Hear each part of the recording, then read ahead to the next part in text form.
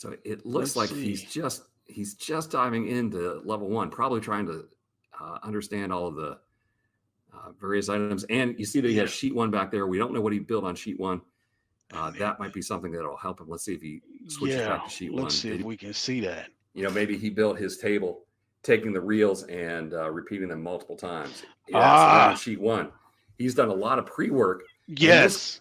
this could this could allow him to solve the later items much faster, right? So a little bit Yes. of pre-work ahead of time.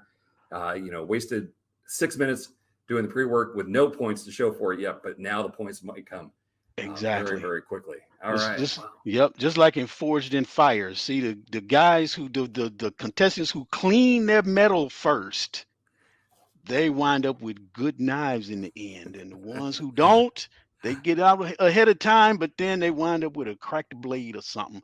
All right, so that preparation, yes. This is great. This is